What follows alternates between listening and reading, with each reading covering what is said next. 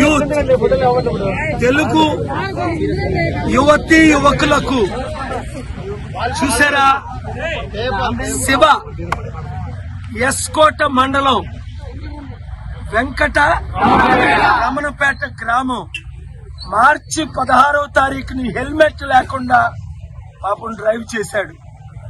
King George hospital Vizag లో చనిపోయాడు. ఎంత బాధ! 1,00,000 కోట్లు ఇచ్చినా శివ మళ్ళా బ్రతుకుతాడా? చూసారా శివకి ఎంత మంది అభిమానులు, వీళ్ళెంత బాధపడుతున్నారు. అందుకే నేను ముఖ్యమంత్రులకి సలహా ఇచ్చాను, అర్జెంటుగా ఎక్కడ వెహికల్ హెల్మెట్ లేకుండా కుర్రాళ్ళు డ్రైవ్ చేస్తారో, సీట్ బెల్ట్ లేకుండా కార్లు డ్రైవ్ చేస్తారో వాళ్ళకి, హెల్మెట్ లేని వాళ్ళకి అక్కడే ఆపి ఫైన్ వేయడం కాదు, 1500 500 రూపాయల హెల్మెట్ మీరు డొనేట్ చేయండి గవర్నమెంట్ తరఫుని. సమస్యలు పరిష్కరించండి.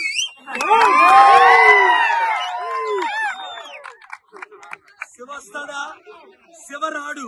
శివ ఆత్మకు శాంతి కలగాలని, శివ కుటుంబానికి దీవెనలు రావాలని, శివ ప్రియులందరికీ చూసారా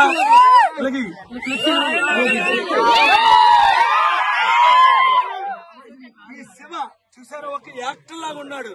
ఎంత అందగాడు, హెల్మెట్ పెట్టుకోకుండా చనిపోయాడు. చేతులు జోడించి అడుగుతున్నారు పిల్లలు. నాకు 3 పిల్లలు ఉన్నారు, 3 మనలు ఉన్నారు. దయచేసి హెల్మెట్ కొనుక్కోండి. ముఖ్యమంత్రులారా హెల్మెట్లు డొనేట్ చేయండి. ఆంధ్రప్రదేశ్ లేదా ప్రజాశాంతి పార్టీని గెలిపించండి. అందరికీ నేను హెల్మెట్లు ఇస్తాను.